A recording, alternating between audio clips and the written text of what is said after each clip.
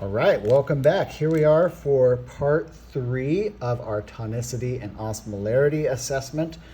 In the first part, we graphed our data and determined the molar concentration of our potato core. In the second part, we used that concentration to solve for water potential. And now in this last part, you've been asked to model your understanding of water potential, and you are asked to model what would happen to typical animal cells. That's important because animal cells do not have a cell wall around their cell membrane if placed in a 0.0 molar and a 1.0 molar sucrose solution.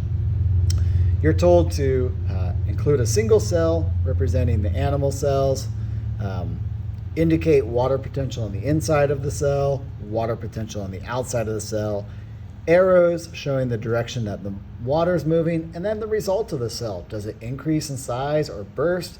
Does it shrivel or shrink? Or is there no real change to the cell? So here we go. I've got 2 cups, and I'm going to first start by checking off that first item. I'm going to put a circle in each of my cups representing a cell.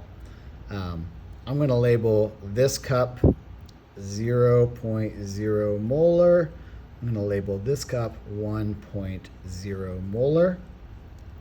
And then cells all have solutes dissolved in them, and so I need to indicate that. And I am going to assume that the concentration inside of these cells is probably somewhere between 0.0 and 1.0 molar, since the problem didn't tell me anything.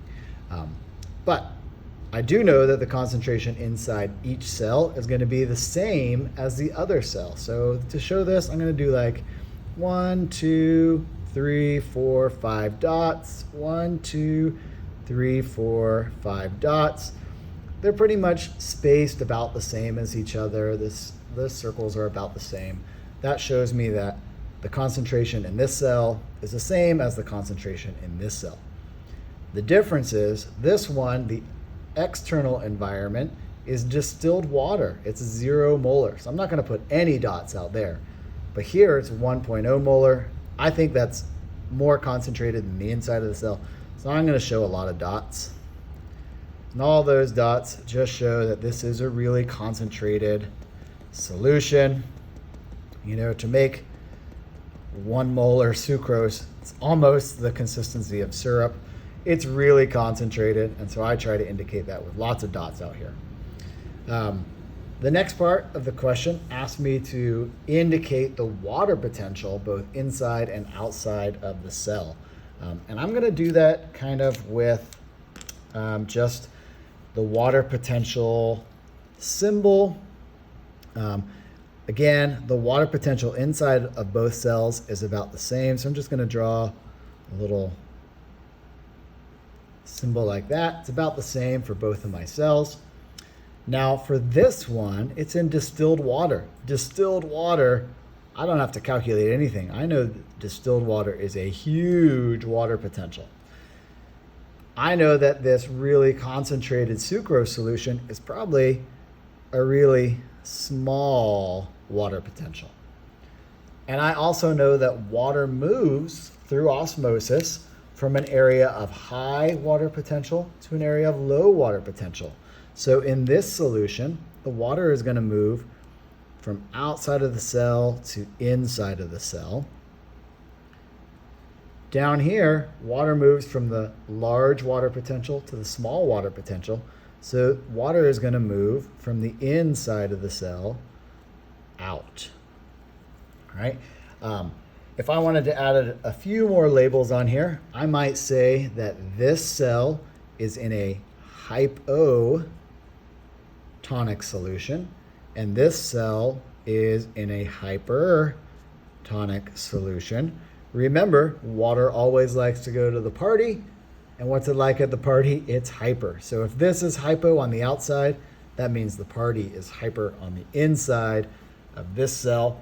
There's one last thing that this question asked me to do? It asked me to show the result of the cell. In this cell, the water's coming in. It's an animal cell. There's no cell wall to prevent the expansion of this cell. So it's actually going to get bigger, and it has the potential to burst. I might say increase size and maybe even burst. This cell here, water's leaving it, so the cell's actually going to kind of shrivel up, right? It'll look really sad. I'm going to write that here. I'm going to say the cell is going to decrease in size or shrivel. And that looks to me like a great model for the movement of water in and out of these cells. Hope that was helpful.